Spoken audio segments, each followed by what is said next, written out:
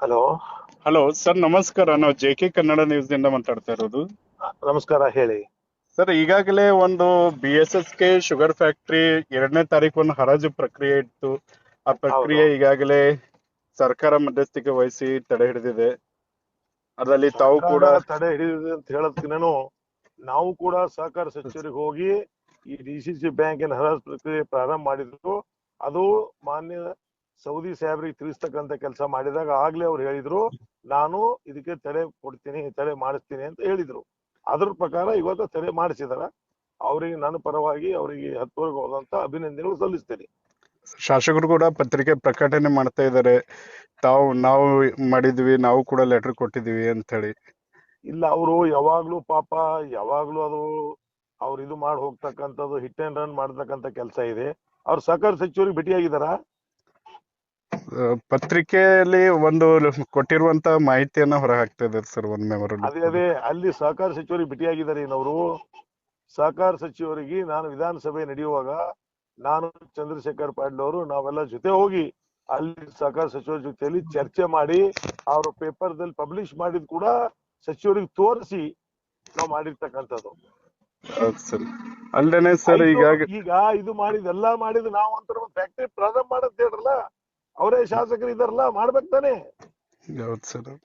ಈಗ ಇದಕ್ ನೀವ್ ಹೇಳ್ತಾ ಇದ್ರಿ, ಹಿಂದೆ ಯಡಿಯೂರಪ್ಪ ಅವ್ರು ಬಂದಾಗ ಅವಾಗಲೂ ಕೂಡ ಭರವಸೆ ಕೊಟ್ಟಿದ್ರು, ನಾವು 100 ಕೋಟಿ ಕೊಡ್ತೀವಿ, ಫ್ಯಾಕ್ಟ್ರಿ ಪ್ರಾರಂಭ ಮಾಡ್ತೀವಿ ಅಂತ ಹೇಳಿ. ಮತ್ತೆ ಯಾಕೆ ಅವಾಗ ಹಿಡ್ಕೊಂಡು ಇರ್ತಾರೆ, ಏನು ಮಾಡಕ್ಕೆ ಆಗ್ತಾ ಇಲ್ಲ. ಹೌದು ಸರ್. ಈಗಾಗಲೇ ಅವರು ಬಂದಾಗ ಕೂಡ ಹುಮನಾಬಾದ್ದಲ್ಲಿ ಅಮಿತ್ ಶಾ ಅವ್ರ ಚುನಾವಣೆ ಸಂದರ್ಭದಿಂದ ಕೂಡ ಘೋಷಣೆ ಮಾಡಿದ್ರು, ಮುಂದೆ ಬರ್ತಕ್ಕಂಥದ್ದಿಂದಲ್ಲಿ ನಾವು ಬೀದರ್ ಸಹಕಾರಿ ಕಾರ್ಖಾನೆ ಪುನಶ್ಚೇತನ ಮಾಡ್ತೀವಿ ಅಂತ ಹೇಳಿದ್ದಾನೆ. ಹೌದು ಸರ್. ಮತ್ ಇಲ್ಲಿವರೆಗೆ ಅದು ಇಷ್ಟವಾಗಿಲ್ಲ. ಅದಕ್ ಕಡೆ ಸ್ವಲ್ಪ ಬೆಳಕು ಚೆಲ್ಲಂತ ಹೇಳ್ರಿ. ಯಾವ್ದಾರ ಕೆಲಸ ಆಯ್ತು ಅಂದ್ರೆ ನಾನು ಅಂತಾರ, ಮತ್ ಇಲ್ಲಿ ಹೋದ್ರೆ ಸರ್ಕಾರ ಮ್ಯಾಗ ಹಾಕ್ತಾರ. ಈಗ ಬೆಳೆ ವೀಕ್ಷಣೆ ಮಾಡಕ್ ಹೋದ್ರು ಶಾಸಕರು, ಈಗಾಗಲೇ ಬರಗಾಲ ಡಿಕ್ಲೇರ್ ಆಗಿದೆಯಲ್ರಿ, ಅದ್ರ ಮ್ಯಾಗ ಏನ್ ಇವ್ರು ಬೆಳೆ ವೀಕ್ಷಣೆ ಮಾಡ್ತಾರ? ಹೌದು ಸರ್. ಈಗ ಅಧಿಕಾರಿಗಳು ಅಗ್ರಿಕಲ್ಚರ್ ಡಿಪಾರ್ಟ್ಮೆಂಟ್ ದವರು, ರೆವಿನ್ಯೂ ಡಿಪಾರ್ಟ್ಮೆಂಟ್ ದವರು, ಜಿಲ್ಲಾಧಿಕಾರಿಗಳ ಮುಖಾಂತರ ಸರ್ಕಾರಕ್ಕೂ ಕೂಡ ವರದಿ ಸಲ್ಲಿಸಿದಾರೆ. ಅದು ಆದ್ಮೇಲೆ ಇವ್ರು 23ನೇ ತಾರೀಕು ಇವರು ನೋಡಕ್ ಹೋಗ್ತಾರ, ಬೆಳೆ ನೋಡಕ್ ರೈತರು ಹೊಲಕ್ಕೆ. ಸರ್ ಇಲ್ಲ ಜೆ.ಕೆ ಅವ್ರೆ. ಹೌದು ಸರ್, ಒಟ್ಟಾರೆಗೆ ಎಲ್ಲೋ ಒಂದ್ ಕಡೆ ಗೊಂದಲವನ್ನ ಸೃಷ್ಟಿ ಆಗ್ತಾ ಇದೆ ಅಂತೇಳಿ ಸರ್. ಇಲ್ಲ, ಗೊಂದಲವನ್ನು ಸೃಷ್ಟಿ ಆಗ್ತಕ್ಕಂಥದ್ದಲ್ಲ. ಇವತ್ತ ನಮ್ಮೆಲ್ಲರ ದೃಷ್ಟಿ ಇವತ್ತು ಬೀದರ್ ಸಹಕಾರಿ ಕಾರ್ಖಾನೆ ಉಳಿಸ್ಬೇಕು, ಅದು ಲೀಸ್ ದಾಗ ಕೊಡಬೇಕು, ಸರ್ಕಾರ ಅದಕ್ಕ ಪರ್ಮಿಷನ್ ಕೊಡಬೇಕು ಅಂತ ನಮ್ಮೆಲ್ಲರ ಆಸೆ ಇದೆ. ಪಾಪ ಇವ್ರಿಗೆ ಏನು ಇದಿಲ್ಲ. ಸನ್ಮಾನ್ಯ ಸುಭಾಷ್ ಕಲ್ಲೂರ್ ಅವರು ಮಾಜಿ ಅಧ್ಯಕ್ಷರು ಬೀದರ್ ಸಹಕಾರಿ ಕಾರ್ಖಾನೆ, ಅವ್ರಿಗೆ ಕೂಡ ಕೇಳಿ ಯಾವ ಸಂದರ್ಭದಲ್ಲಿ ಬೆಳಗಾವದಲ್ಲಿ ಸುಭಾಷ್ ಕಲ್ಲೂರ್ ಅವರು ಹೇಳಿದಾಗ ಸಹಕಾರ ಮಾಡ್ತಕ್ಕಂಥ ಕೆಲಸ ಮಾಡಿದೀವಿ. ಬೆಂಗಳೂರಲ್ಲಿ ಮೀಟಿಂಗ್ ಕರೆದಾಗ ಕೂಡ ಅಲ್ಲಿ ಹೋಗಿ ಅಲ್ಲಿ ಚರ್ಚೆ ಮಾಡ್ತಕ್ಕಂಥ ಕೆಲಸ ಮಾಡಿದೀವಿ.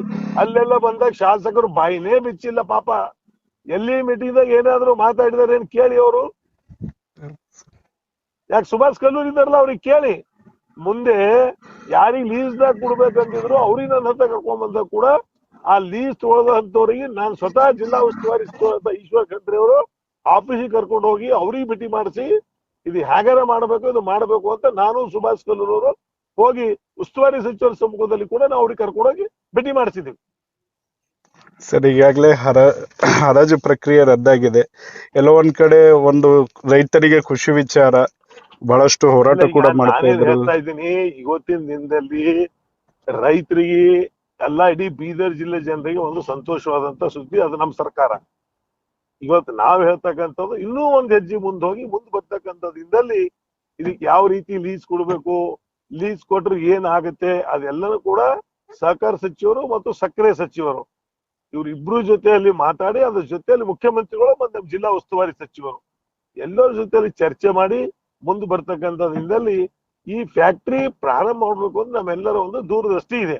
ಯಾಕಂದ್ರೆ ಬೀದರ್ ಸಹಕಾರಿ ಕಾರ್ಖಾನೆ ಒಂದು ಹಳೆ ಕಾರ್ಖಾನೆ, ಆ ಒಂದು ದೃಷ್ಟಿ ಕೊಟ್ಟು ನಾವು ಕೆಲಸ ಮಾಡ್ಬೇಕಾಗಿದೆ.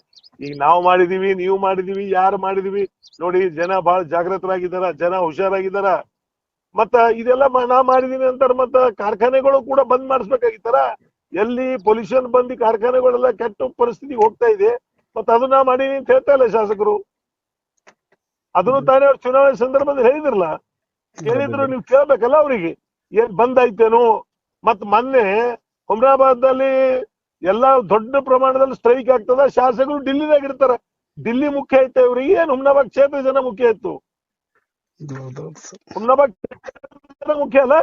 ಹೌದು ಸರ್, ಜನ ಡಿಲ್ಲಿಗೆ ಹಿಂಸರಿ ಹೋದ್ರು ನಾಯಕರುಗಳು ಭೇಟಿ ಆಗ್ಬೋದಿತ್ತು, ಇಲ್ಲಿ ಮುಖ್ಯ ಐತಲ್ಲ. ಅದಕ್ಕೆ ನಿಮ್ ಮುಖಾಂತರ ಹೇಳಿ ನಾನು ಹೇಳ್ತಕ್ಕಂಥದ್ದು, ಯಾರು ಮಾಡಿದಾರ ಯಾರು ಬಿಟ್ಟಿದಾರ ಬೀದರ್ ಜಿಲ್ಲೆ ಜನ ರೈತರಿಗೆ ಗೊತ್ತಿದೆ. ಅದ್ರ ಬಗ್ಗೆ ನಮಗ ಅವ್ರಲಿಂದ ಸ್ಪಷ್ಟೀಕರಣ ನಮಗ್ ಬೇಕಾಗಿಲ್ಲ, ಅವ್ರಲಿಂದ ನಮಗ್ ಸರ್ಟಿಫಿಕೇಟ್ ಬೇಕಾಗಿಲ್ಲ. ಈಗಂತೂ ಮುಂದ್ ಹೋಗಿದೆ, ಮುಂದೆ ನಾವು ಏನ್ ಮಾಡ್ಬೇಕು ಅದ್ರ ಬಗ್ಗೆ ನಾವು ಚರ್ಚೆ ಮಾಡ್ಬೇಕಾಗಿದೆ. ನಾವು ಇನ್ನೂ ನಿನ್ನೆ ನನಗ ರೈತ ಸಂಘದ ಸ್ವಾಮಿಯವರಾಗ್ಲಿ, ಇನ್ನೊಬ್ಬ ರೈತ ಸಂಘದ ಅವರು ಕೂಡ ನನಗೆ ಫೋನ್ ಮಾಡಿದ್ರು. ಇಬ್ರು ರೈತ ಸಂಘದ ಮುಖಂಡರು ಫೋನ್ ಮಾಡಿ ನನಗೆ ಬೆಳಗ್ಗೆ ಅವರು ಕೂಡ ಅಭಿನಂದನೆ ಸಲ್ಲಿಸಿದಾರೆ. ನಾನು ಅವ್ರಿಗೆ ಹೇಳಿದೀನಿ, ಕೆಲವೇ ದಿನದಲ್ಲಿ ಬೇಕಾದ್ರೆ ರೈತ ಮುಖಂಡರು ಸ್ವಾಮಿಯವರಿಗೆ ಇನ್ನೊಬ್ರು ಅವ್ರಿಗೆಲ್ಲ ಕರ್ಕೊಂಡು ಒಂದು ಮುಖ್ಯಮಂತ್ರಿಗಳು ಬೇಕಾದ್ರೆ ನೀವು ಕೂಡ ಹೋಗಿ ಅದಕ್ಕೆ ಯಾವ ರೀತಿ ಮಾಡ್ಬೇಕು ಮಾಡ್ತಕ್ಕಂಥ ಕೆಲಸ ನಾವು ಮಾಡ್ತೀವಿ. ಸರ್, ಇದು ಬರಪೀಡಿತ ಘೋಷಣೆ ಕುರಿತಾಗಿ ಏನ್ ಹೇಳ್ತೀರಾ ಅಂತ ತಿಳಿಸಿ. ನೋಡಿ, ಬರಪೀಡಿತ ಈಗಾಗಲೇ ನಮಗೆ ಅಧಿಕಾರಿಗಳು ಮಾಹಿತಿ ಕೊಟ್ಟಿದ್ರು ಸರ್. ಈಗಾಗಲೇ ನಾವೆಲ್ಲ ರಿಪೋರ್ಟು ಅಗ್ರಿಕಲ್ಚರ್ ಎಡಿ ಮತ್ತು ತಹಶೀಲ್ದಾರ್ ಹುಮ್ನಾಬಾದ್ ಎಲ್ಲ ಸರ್ವೆ ಮಾಡಿ ಎಲ್ಲ ರಿಪೋರ್ಟ್ ಸಬ್ಮಿಷನ್ ಮಾಡ್ತೀವಿ. ಮತ್ತೆ ಜಿಲ್ಲಾಧಿಕಾರಿಗಳ ಮುಖಾಂತರ ಕರ್ನಾಟಕದ ಘನ ಸರ್ಕಾರ ಕೂಡ ಮಾಹಿತಿ ಹೋಗಿದೆ. ಕೆಲವೇ ದಿನದಲ್ಲಿ ಬರ ಪೀಡಿತ ಅಂತ ಘೋಷಣೆ ಮಾಡ್ತೀನಿ ಅಂತ ಹೇಳಿದ್ರು. ಕೂಡ 23ನೇ ತಾರೀಕು ಸ್ಥಳೀಯ ಶಾಸಕರು ಮಾನ್ಯ ತಹಶೀಲ್ದಾರ್ ಅವರಿಗೆ ಕರ್ಕೊಂಡು ವೀಕ್ಷಣೆ ಮಾಡಕ್ ಹೋಗ್ತಾರೆ. ಆಲ್ರೆಡಿ ನಿಮಗೆ ಹಳೆ ಡೇಟ್ ಕೊಡ್ತೀನಿ, ನಿಮಗೆ ಯಾವಾಗ ರಿಪೋರ್ಟ್ಸ್ ಹೋಗಿದೆ ಎಂಬುದು. 20 ತಾರೀಕು 21ನೇ ತಾರೀಕಿಗೆ ರಿಪೋರ್ಟ್ಸ್ ಹೋಗಿದೆ. ಇಲ್ಲಿಗೆ ಬೀದರ್ ಇಂದ ರಾಜ್ಯ ಸರ್ಕಾರ ರಿಪೋರ್ಟ್ ಹೋಗಿದೆ.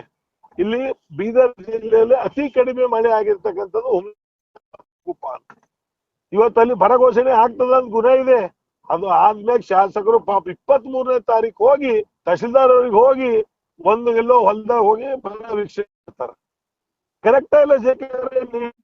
ಹೌದು ಸರ್, ಹೌದು. 23ನೇ ತಾರೀಕು 21ನೇ ತಾರೀಕು ಕೊಟ್ಟು ಕಳಿಸಿರೋದು ನಿಮ್ಗೆ ನಾನು ಪೇಪರ್ಸ್ ಕೊಡ್ತೀನಿ. ಅಗ್ರಿಕಲ್ಚರ್ ಎಡಿ ಮತ್ತು ಮಾನ್ಯ ದಂಡಾಧಿಕಾರಿಗಳು ಜಿಲ್ಲಾಧಿಕಾರಿಗಳಿಗೆ ರಿಪೋರ್ಟ್ ಕಳಿಸಿರೋದು ಮತ್ತು ಜಿಲ್ಲಾಧಿಕಾರಿಗಳ ಮುಖಾಂತರ ಸರ್ಕಾರಕ್ಕೆ ಹೋಗಿ ರಿಪೋರ್ಟ್ ಕೂಡ ಶಾಸಕರು ವೀಕ್ಷಣೆ ಮಾಡೋದಕ್ಕಿಂತ ಮುಂಚೆ. ಮತ್ತೆ ನಾನು ಒಂದ್ ವೇಳೆ ಶಾಸಕರಿಗೆ ರೈತರ ಮೇಲೆ ಪ್ರೀತಿ ಇತ್ತು ಅಂದ್ರ 23ನೇ ತಾರೀಕು ತನಕ ಯಾಕೆ ಕುಂತ್ರು? ಮಳೆಗಾಲ ಸ್ಟಾರ್ಟ್ ಆಗಿ ಎಷ್ಟು ದಿವಸ ಆಗಿದೆ? ಇನ್ನೂ 1 ತಿಂಗಳು ಉಳಿದಿದೆ ಅಷ್ಟೇ ಮಳೆಗಾಲ. ಜುಲೈ, ಆಗಸ್ಟ್, ಸೆಪ್ಟೆಂಬರ್ ಮುಗಿತು, ಮುಂದೆ ಮಳೆನೇ ಇಲ್ಲಲ್ರಿ ಹುಮ್ನಾಬಾದ್ದಲ್ಲಿ. ಎಲ್ಲಕ್ಕಿಂತ ಬೀದರ್ ಡಿಸ್ಟ್ರಿಕ್ಟ್ ಕಡಿಮೆ ಮಳೆ ಆಗಿರ್ತಕ್ಕಂಥದ್ದು ಹುಮ್ನಾಬಾದ್. ಅವಾಗ ಮಾಡ್ಬೇಕಾಗಿತ್ತು ಪಾಪ ಶಾಸಕರು ತಮ್ಮ ಕೆಲಸ.